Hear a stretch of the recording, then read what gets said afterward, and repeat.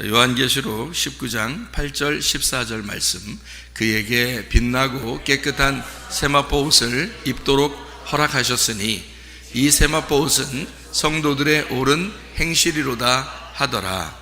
하늘에 있는 군대들이 희고 깨끗한 세마포 옷을 입고 백마를 타고 그를 따르더라. 아멘. 요한계시록 19장 말씀에 이렇게 보면 이게 하나님 말씀에 대해서 이렇게 9절에 나와 있는 말씀이 있어요. 하나님 말씀이다라고 하는 게 이게 9절에 나와 있는 말씀이거든요. 8절하고 지금 14절은 이제 옷에 대한 이야기가 나오는 거고요. 9절에는 말씀, 참되신 하나님의 말씀에 대해서 나와 있는 그런 말씀이 되겠습니다. 천사가 말하기를 기록하라. 어린 양의 혼인잔치에 청함을 받은 자들은 복이 있도다 하고 또 내게 말하되 이것은 하나님의 참되신 말씀이라 하기로 이렇게 되어 있습니다. 그러니까 진리의 말씀을 얘기하는 거죠. 그러니까 위에 앞에 8절하고 14절 이렇게 앞에하고 뒤가 다 옷에 대한 이야기잖아요, 그죠? 옷에 대한 이야기인데 9절에 보니까 말씀이라고 하는 것을 이야기하죠. 그러니까 앞에 뒤에 옷인데 그것을 가운데 이제 9절이 말씀에 대한 이야기를 하잖아요. 그러니까 앞에 뒤에 옷 이야기도 뭔 얘기겠어요? 말씀에 대한 이야기죠. 그죠? 그럼 말씀이 뭐라고 우리에게 표현을 하려고 지금 얘기한 거라고요? 옷이라고 표현을 하려고 쓴 것이다. 이렇게 여러분과 제가 알고 있어야 되겠다. 그러니까 말씀을 이렇게 한번 듣는다, 뭐 한번 읽는다, 뭐 예배를 한번 드린다, 기도를 한다, 뭐 이런 거를 굉장히 사람들이 그냥 하루하루 그냥 스케줄 따라서 조금씩 하는 건 줄 아는데 그게 아니고 말씀을 입는다라고 생각해서 말씀 옷을 안 입으면 어떻게 하늘나라 가겠어요? 하나님의 말씀이라고 하는 그 말씀을 우리가 입어야 천국에 가잖아요. 그래서 그 말씀의 옷을 입는다는 게 그 말씀을 듣는 시간, 그 말씀과 하나가 되는 시간, 이런 거예요. 그러니까 성경에는 옷이라고 하는 것이 말씀이라고 하는 것과 지금 같이 나온 거란 말이에요. 그죠? 그러니까 성경은 이렇게 말씀은 그냥 말씀이라고 하면 되지, 뭐 그걸 갖다가 왜 옷이라고 또 표현을 해서 이렇게 헷갈리게 만들었냐.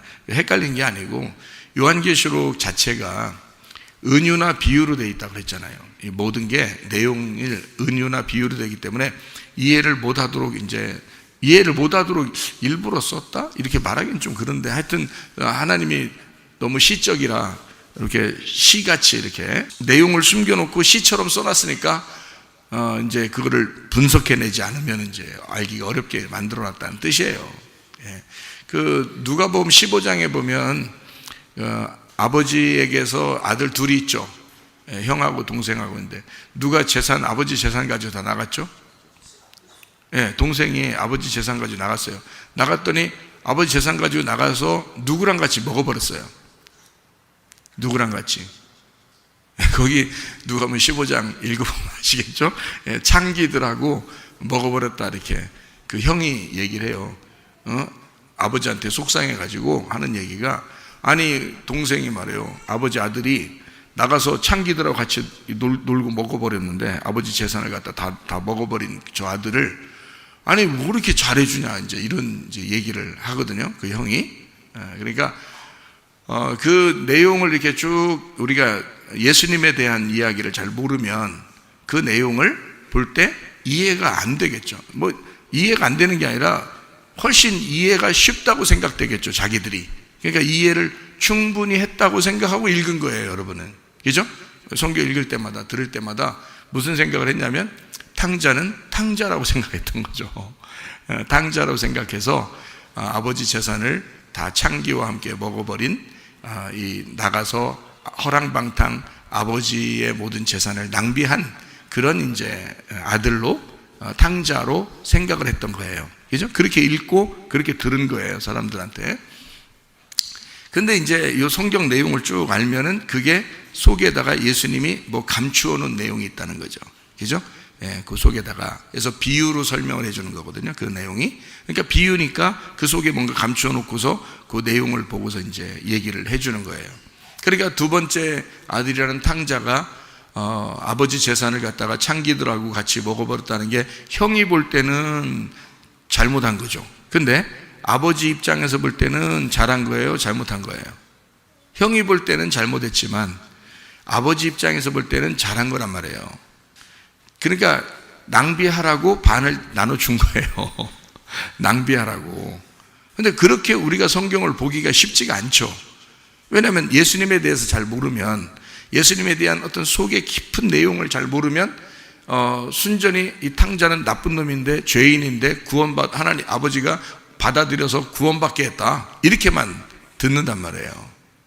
근데 사실 거기 내용을 가만히 분석해 보면 아버지의 재산을 창기와 함께 먹어버렸다, 이것을 가만히 이제 하나님 마음속에 들어가서 생각을 해보시면 여러분이 왜 아버지가 탕자를 그렇게 사랑하고 받아들였는지를 알 수 있단 말이에요. 무조건 사랑하는 거 아시죠? 무조건 사랑하시는 거 아는데, 여러분 이 세상에 뭐 죄인들을 다 무조건 하나님이 사랑하시면 생각을 해보세요. 다 천국 가야지. 그렇게 하면요, 다 천국 보내면 되지. 하나님이 왜 누구 남겨놓고 누군 또 천국 데리고 가고 그러겠어요? 하나님 다 사랑이신데. 근데 다 데려가진 않을 것 같죠? 여러분이 볼 때도. 그러면 하나님도 뭔가 생각하는 게 있다는 거예요. 뭔가 구분하는 게 있다는 거예요. 이렇게. 그러니까 성경을 통해서 너희들이 이 말씀을 통해 구분하라는 거거든요. 정확하게. 그래서 말씀을 알으라는 거예요.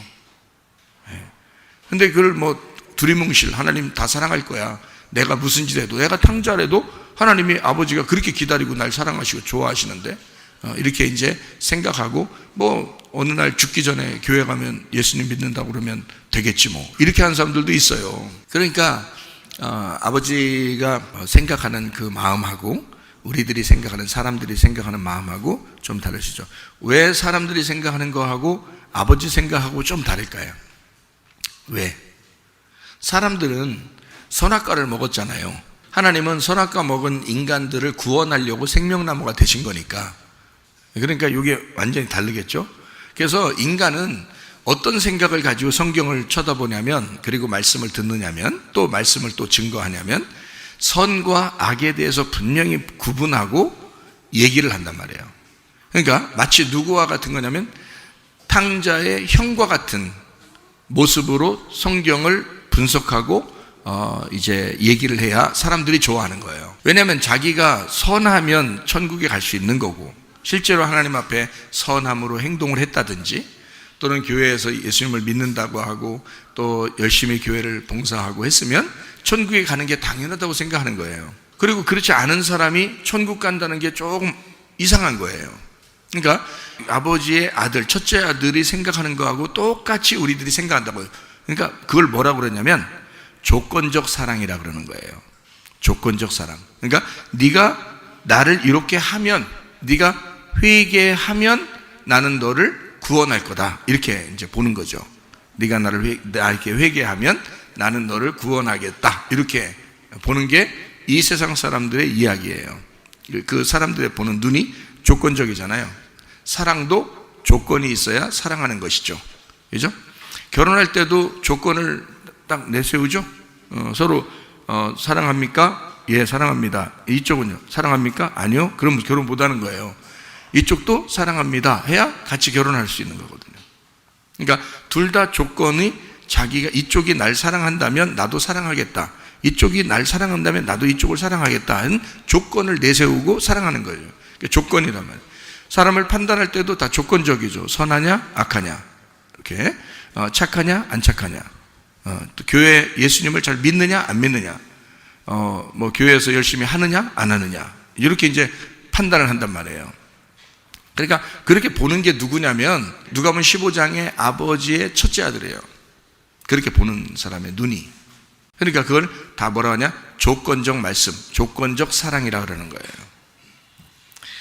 그러니까 무작정 아버지 마음은 어때요? 잘못했어도 아버지 마음은 다 품어주는 거예요. 그런 마음으로 살아가는 사람은 누구냐면 이제 무조건 사랑이라고 그러는 거예요. 그런 걸 무조건, 조건이 없다 이거야. 조건 없는 사랑이라는 거죠. 조건을 안 내세우죠. 그래서 선악이 안 된단 말이에요. 선악이 안 되고 생명이 된단 말이에요. 모든 게 그냥 생명으로 다 받아들이게 된다는 거죠. 그래서 조건이 없는 사랑을 가지고 있다는 거예요. 그러니까 회개하면 구원할 거야가 아니라 구원해 줄 테니까 회개해, 그렇게 되는 거죠. 여러분 어떻게 구원받았나요? 회개하니까 구원받았어요? 구원해 주니까 회개했나요? 잘 헷갈리시죠, 그죠? 조건은 뭐라고요? 내가 회개했기 때문에 구원받는 걸 조건이라고 그래요. 회개 안 했으면 구원 못 받는다는 거죠. 그죠? 회개해야 구원받는다는 거죠. 그렇게 이제 하는 걸 뭐라고 그러냐면 조건적 사랑이라 그러는 거예요. 하나님은 조건적 사랑, 조건적 구원을 하지 않습니다.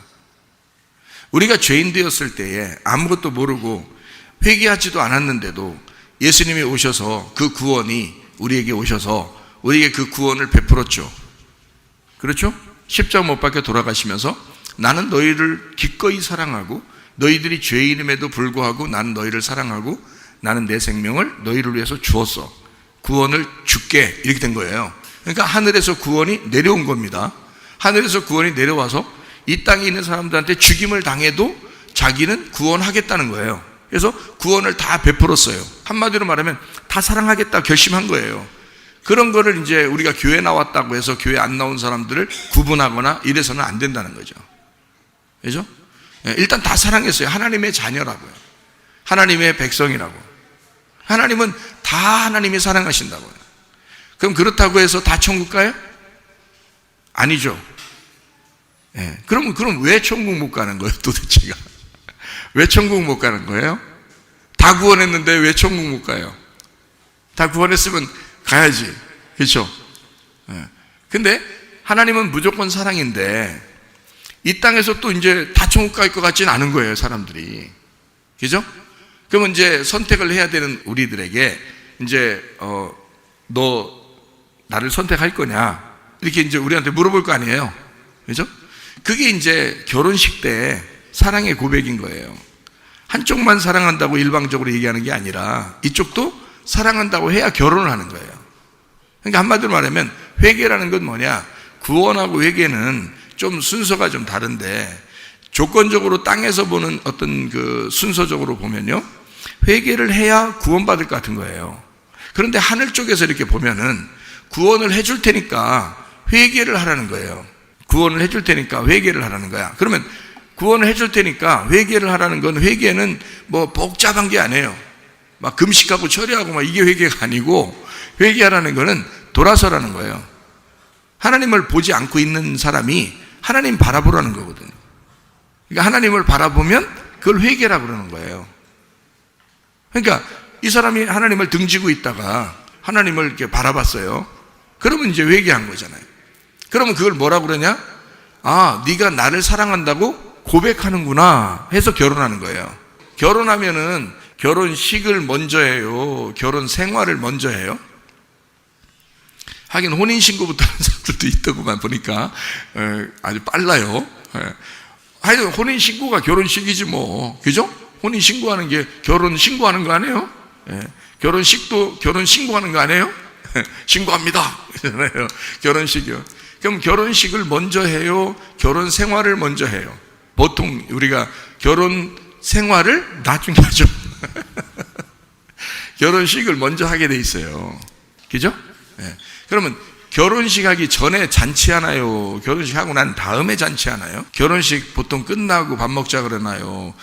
야, 밥부터 먹자. 밥부터 먹고 그 다음에 결혼식 하자 이러나요? 결혼식부터 하고 밥 먹자 그러잖아요. 보통 그렇다고요. 보통 그게 또 맞는 얘기라고요.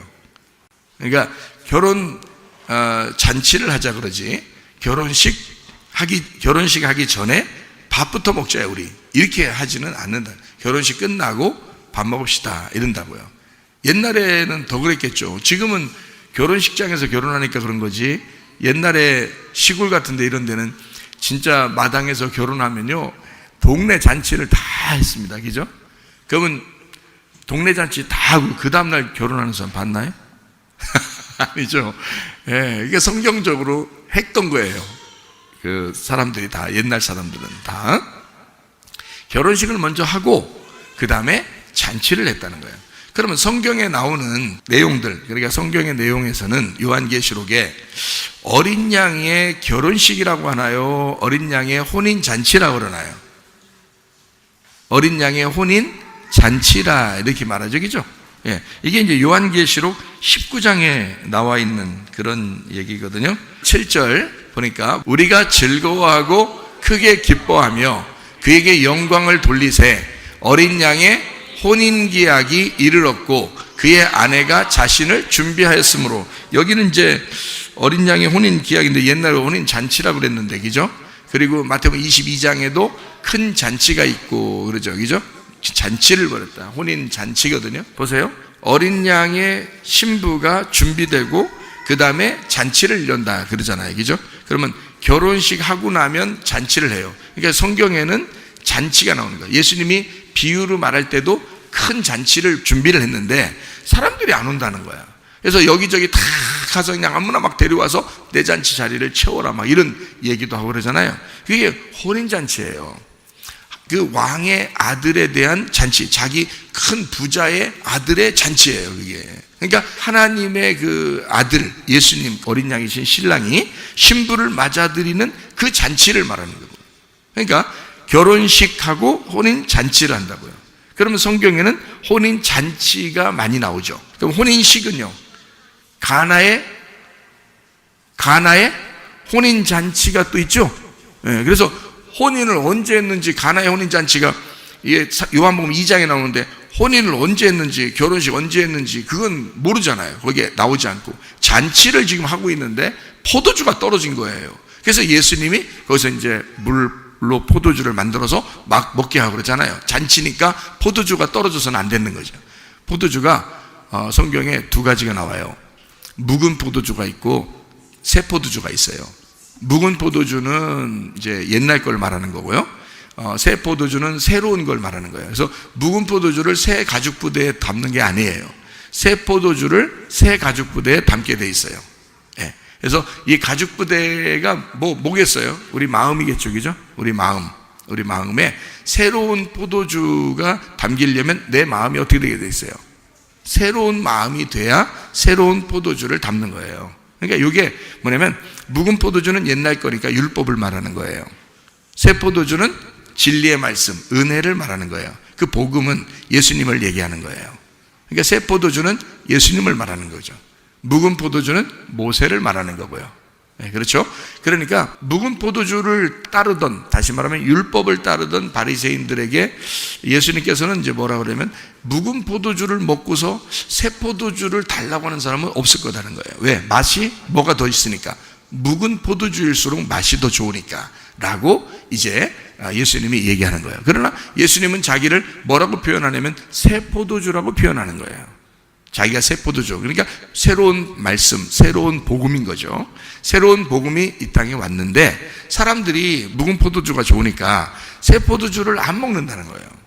그러니까 마음이 새로워지지 않았기 때문에 그걸 담을 수가 없는 거예요. 이걸 만약에 옛날 가죽 부대로서 이 새 포도주를 담으면 옛날 마음을 가지고 예수님이라는 복음을 받아들이면 어떻게 해요? 찢어져 버려요. 감당이 안 된단 말이에요. 예수님의 말씀이 감당이 안 되니까 거기 바리새인들이나 이런 사람들이 예수님을 자꾸 잡아 죽이려고 한 거예요. 감당이 안 되니까. 저 사람하고 같이 얘기하면 감당이 안 되는 거예요. 자기들하고 너무 틀려. 반대 얘기만 하니까. 생각해 보세요. 그죠? 자기들은 딱 조건을 딱 내세워서 얘기를 해야 딱 맞는 거죠. 근데 예수님은 조건을 내세우지 않는 거예요. 그러니까 무조건적이니까 탕자를 구원해야 된다는 거야. 그죠? 또 사마리아 여자도 구원해야 된다는 거야. 삭개오도 구원해야 된다는 거야. 예, 38년 된 병자도 구원해야 돼. 눈 소경도 구원해야 된다는 거야. 그럼 이게 말이 왜 안 되냐면 이 바리새인들이 생각할 때는 자기들이 잘했기 때문에 복을 받았다고 생각한 거예요. 그래서 부자가 됐다고 생각했어요. 그래서 부자가 천국 간다고 생각했는데 예수님이 와가지고는 부자는 다 지옥 간다는 거예요. 누가복음 16장에 나오는 얘기죠. 부자는 다 지옥 간다는 거예요. 그리고 거지 나사로만 아브라함의 품에 들어간다는 거예요. 그것도 약 올리는 것도 아니고 말이요. 약 올리는 것처럼 거지가 부자의 상에서 떨어지는 그거 부스러기 먹다가 말이야. 아브라함의 품에 들어갔다는 거예요. 부자들은 무슨 생각했어요? 바리새인들이나 부자들이나 무슨 생각했겠어? 자기들이 아브라함의 자손이라고 생각했는데 세상에 그 자리에 누가 가 있는, 거지 나사로가 가 있는 거예요. 말도 안 되죠. 개하고 같이 먹던, 자기의 발밑에서 개하고 같이 먹던, 저거는 그 사람들이 생각할 때는 조건적으로 볼 때 이 사람은 저주를 받은 거거든요. 저 사람은 반드시 지옥 가야 된다고 생각했는데, 예수님이 와가지고는 말이 완전 바뀌는 거예요. 그러니까 예수님의 이야기가 감당이 되겠어 안 되겠어? 이 부자들이 예수님 이야기가 감당이 안 되는 거예요, 여러분. 그래서 예수님만 만나면 자꾸 터져버리는 거예요. 가죽 부대가 자꾸 터져버리는 거예요. 새로운 복음을 담을 수가 없어요. 이게 새로운 마음이 되지 않고서는 이게 다 터져버린다고요. 그렇죠? 그럼 터져버리면 아이고 감사합니다 하고 자기 가슴을 찢고, 터져버리면 감사해서 새로운 마음이 돼야 되잖아요. 그래서 이제 예수님을 또 담으면 되잖아요. 그죠? 가시밭 있고 돌짝밭 있고 길가밭이 있었던 자기 마음들이 이 씨앗을 통해서 이 밭이 막 다 터져버리면, 엎어져 버렸으니까 좋은 밭 됐을 거 아니에요. 그러면 다시 심으면 되잖아요. 또 그 새로운 복음들을 심으면 이제 거기서 열매를 맺힐 거 아니에요. 그런데 이 터지는 걸 무서워하는 거예요. 이 가시가 있는 거를 막 걷어내기가 싫은 거고, 돌짝을 걷어내기가 싫은 거예요. 길가밭이라는 자기 마음의 밭을 걷어내기가 싫은 거예요. 이게 걷어내지는 게 씨만 들어오면, 새로운 포도주만 들어오면 그냥 터져버리는데, 그게 안 됐단 말이에요, 이 사람들은. 그러니까 이 사람들하고 예수님하고 계속 부딪힌 거예요. 그러니까 율법을 따르던 사람하고 진리를 따르는 자하고 완전 반대니까 자꾸 부딪힐 수밖에 없었다. 감당할 수가 없는 말씀이었다. 여러분은 복음의 말씀이 들어올 때 감당되죠? 그러니까 여러분이 훨씬 나은 거예요. 그러니까 예수님이 이제 이야기하는 그 내용 중에서 탕자가 사랑받을 수밖에 없다라고 얘기하면, 그러면 이제 형 입장에서는 바리새인 같이, 유대인 같이 이렇게 형 입장에서는 상당히 기분 나쁜 이야기잖아요. 조건적으로 보니까 이 탕자는 와서 어떻게든지 혼나고, 그 다음에 뭘 어떻게 좀 하든지 해야지. 이게 혼도 안 내죠. 오히려 더 잘해준단 말이에요. 더 잘해줘. 아버지가 막 소도 잡아주고 막 더 잘해주잖아요. 반지도 껴주고. 기분이 안 좋다고요, 형 입장에서는. 그러니까 이걸 조건적으로 보는 사람들 입장에서는 이게 무조건적인 하나님의 사랑이 이해가 안 되는 거예요. 그러니까 신앙생활도 조건적으로 신앙생활하는 사람들은 무조건적인 사랑이 뭔지를 이해가 잘 안 되는 거예요.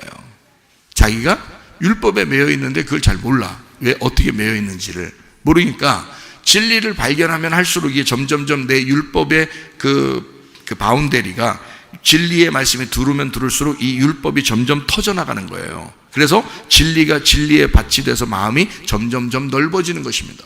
점점 커지는 거예요.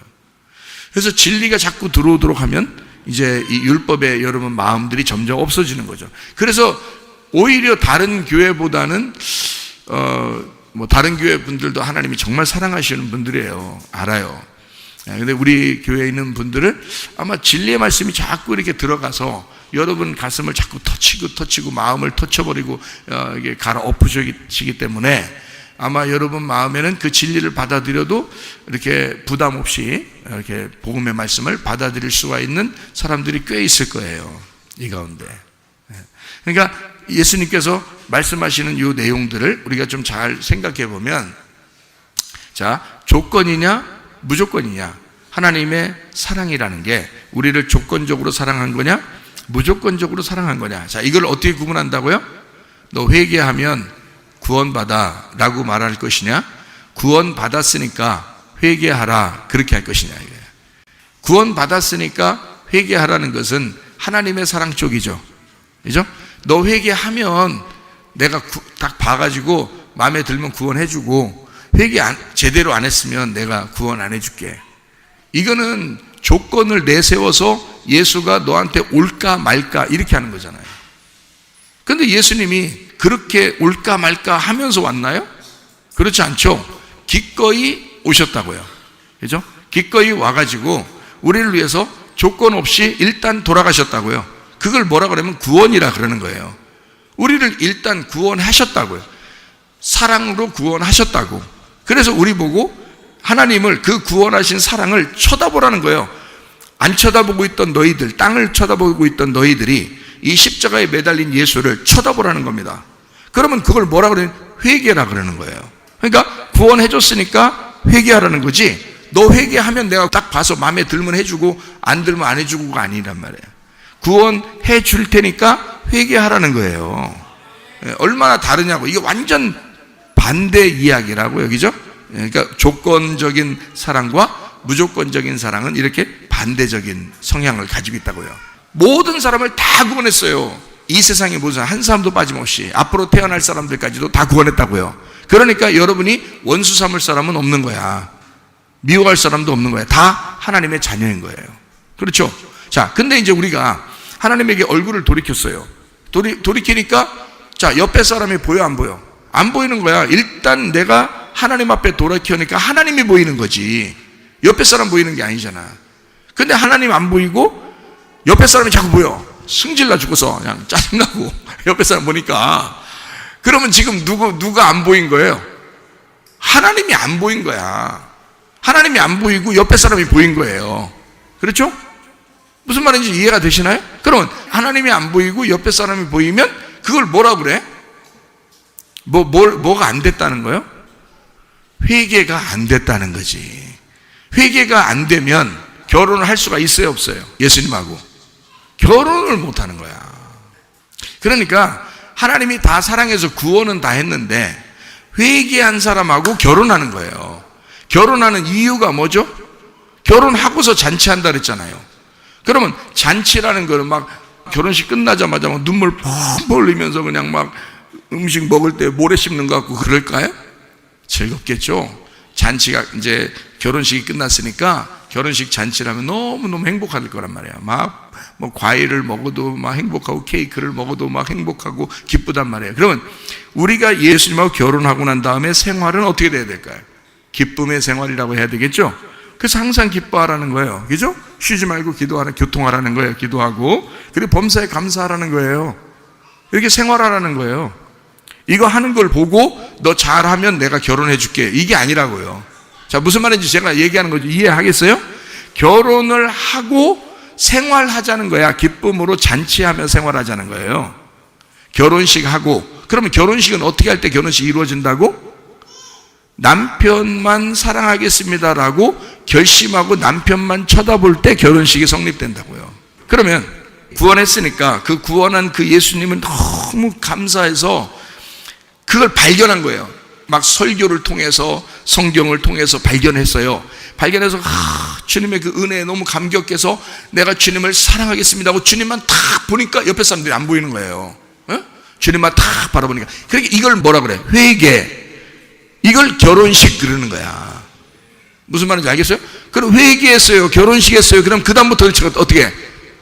사는 거지. 결혼 생활을 하는 거죠. 결혼 생활은 어떻게 해? 하나님하고 동행한다 그러는 거예요, 성경에서. 자, 이제 순서를 좀 아시겠어요? 자, 우리는 이제 잘못 생각하면 내가 회개하면 나 구원할 것 같아, 이렇게 생각을 해왔단 말이에요. 그죠? 그러면 그게 아니고 하나님은 그 반대란 말이에요. 우리를 구원할 테니까, 자, 너희들 다 내 아들이 가서 구원할 테니까 너희들이 얼굴만 돌이켜줘. 내 아들 좀 쳐다봐줘. 내 아들을 사랑스럽지 않겠냐? 아버지가 아들이 너무 사랑스러운데 이 아들을 너희들이 좀 신랑으로 사랑해 주지 않겠냐? 쳐다봐 줘라 이거야. 얼굴 좀 쳐다봐 줘라. 그러면 회개야. 그러면 다른 사람이 안 보일 거야. 오직 주님 한 분만으로 나는 만족하게 될 거라는 거야. 주님 한 분만으로 만족하게 되면 그날 어떻게 되는 거야? 이게 회개가 일어나니까 그날 결혼식을 한다는 거야. 하나님이 나 너하고 결혼할 거야. 네가 나한테 사랑한다고 고백했으니까 나 결혼할 거야. 나는 너 사랑하거든. 자, 하나님은 우리를 사랑한다고 이미 고백했어요. 우리가 고백하는 것만 기다리고 있는 거잖아. 이렇게 둘이 여기 결혼식장 가면 둘이 딱 서죠. 신랑과 신부가 서죠. 그러면 신랑부터 이제 뭐 물어보죠. 뭐 아내를 사랑하겠습니까? 뭐 이렇게 물어보잖아요. 그러면 사랑하겠습니다. 그러면 이제 그다음 그것도 참 성경적이에요. 그것도 여자부터 물어보지 않습니다. 그죠? 예, 어디 가든지 다 항상 남자부터 물어봐요. 예, 그러니까 남자가 먼저 사랑해야 된다는 거예요. 이 세상에 여자가 먼저 사랑한 거 있어요? 없어요. 왜요? 남자가 먼저 사랑하도록 성경이 되어 있기 때문에 그 말은 예수님이 이 땅의 남자고 이 땅의 남자로 오셔서 우리를 먼저 사랑한다고 고백하셨어요. 자기 생명으로 사랑한다고 고백했는데 우리 신부가 고백할 차례란 말이에요. 고백하면 결혼이 성립되는 거예요, 그날. 근데 고백을 안 하면 성립이 안 되는 거예요. 자기가 머리를 싹 굴려보는 거예요. 김씨 남자도 좋고 이씨 남자도 좋고 박씨 남자도 좋고 이거 권씨 남자도 좋고 이거 자꾸 머리를 굴려보는 거예요. 여자가 이거 고백을 못 하겠는 거야. 아직도 자꾸 옆에 사람들이 보이니까 헷갈려. 이거 내가 이거 이 남자만 사랑하겠습니까? 난 대답을 못 하겠는 거예요. 자꾸 헷갈려요. 그러면 그날 결혼식을 1시간이든 2시간이든 고백할 때까지 기다립니다. 자, 했다고 칩시다. 오늘 너무 시간 많이 이겨서 안 되겠어요. 그냥 오늘 결혼했다고 칩시다. 사랑한다고 그냥 했지? 됐어 그냥 했다고 쳐. 이렇게 하고 결혼하는 사람은 없어요. 그렇게 하면 안 되는 거예요. 주례자는 꼭 그거를 확인해야 되는 것입니다. 그렇죠? 그거 확인하라고 주례자가 있는 거예요. 그죠? 그러니까 신랑은 우리를 사랑한다고 고백했어. 자, 우리만 쳐다보고 있어요. 신랑은 나만 쳐다보고 있어. 그러면 내 쪽에서 신랑만 쳐다보겠습니다 하면 그때 회개인 거야. 그죠? 그 구원을, 그 사랑을 받아들이겠습니다 하는 거야. 그렇죠? 그걸 받아들이겠습니다. 그러면 이게 이제 고백이죠? 그게 회개죠? 내가 신랑만 바라보겠다. 이제 한국에 옆에 걸 싹 다 치워버린 거죠? 옆에 김씨, 이씨, 박씨가 다 치워버렸어요. 예수님만 딱 쳐다보고 이제 고백하게 된 겁니다. 나 당신 한 분만으로 내가 만족하며 살겠습니다 했으면 그때 결혼식이 성립된 거예요. 그렇게 하는 순간 결혼식이 성립된 거예요. 그 다음부터는 어떻게 해요? 이 사람이 진짜 회개가 일어났다면, 진짜 결혼식을 했다면 그 다음부터는 그 신랑하고 신부가 사랑하면서 살게 되는 거예요. 기쁘고 기도하고 범사에 감사하고 그렇게 살아가게 된다는 거지. 무슨 말인지 알겠어요? 그게 교회 생활이에요. 그게. 그러니까 여러분이 순서를 바꾸면 안 된다고. 순서를 바꾸면 율법이 돼버리고 조건이 돼버린단 말이에요. 사랑을 조건적으로 하면 그건 조건적인 사랑은 진짜 사랑이 아닌 거예요. 그래서 하나님의 그 무조건 사랑을 우리가 받아들인 거죠. 인정을 한 거예요. 인정해달라는 거야. 우리 아들을 인정해. 그러면 결혼해 주겠다. 같이 하겠다는 거야. 계속 나만 쳐다보고 있는 거예요. 기다리고 있는 거예요. 1년이든 10년이든 20년이든 30년이든 하여튼 교회도 한 40년 50년 다녀도 말이에요. 기다리는 거예요. 주님이 너 나만 보겠느냐, 너 나만 확실히 인정하겠느냐라고 계속 쳐다봐요. 근데 그놈은 고백을 안 해. 옆에 사람이 자꾸 보이는 거예요. 이 미운 사람이 보이고 짜증나는 사람이 보이고 막 승질나는 사람이 보이고 말이에요. 욕심이 보이고 막 화나는 게 보이고 자꾸 막 탐욕이 보이고 자꾸 이상하게 이 세상 잘 살아보겠다, 이 세상이 막 보이고 자꾸 이러는 거예요. 그러니 예수님한테 고백할 수가 있어야지. 고백을 안 하고 있으니 끝까지 예수님은 기다리는 거예요. 둘이 서가지고 예수님은 끝까지 자기는 미리 고백해놨지. 자기는 고백해놨기 때문에 난 안 떠나, 나는 너하고만 결혼할 거야 라고 기다리고 있는데 이쪽에서 고백을 안 하는 거예요. 고백할 때까지 결혼이 안 되는데. 그래서 기다리고 있는 중이야. 자, 그러면 여러분 오늘이라도 이 시간이라도 고백하면 되겠죠? 고백하면 누구만 보이겠어요?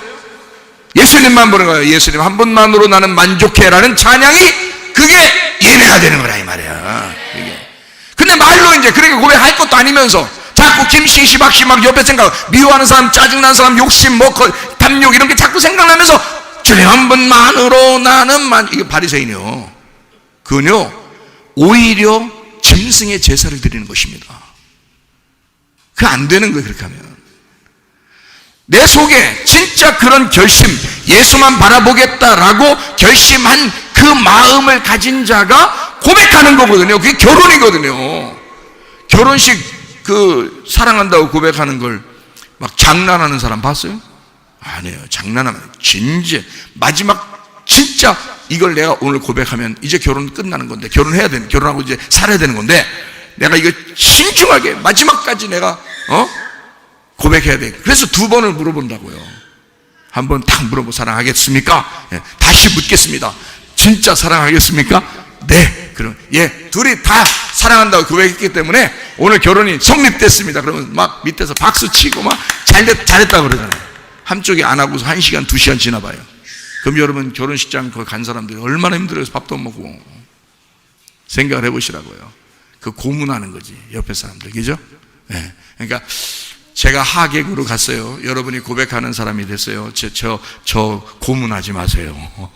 여러분이 그냥 하나님 앞에 고백하시기를 바랍니다. 그래서 나는 하나님 한 분만으로 만족하겠습니다라고 그렇게 고백하고 사는 게 좋아요. 왜냐하면 주님 오실 때도 다 됐으니까. 그렇게 그냥 사는 게 좋아.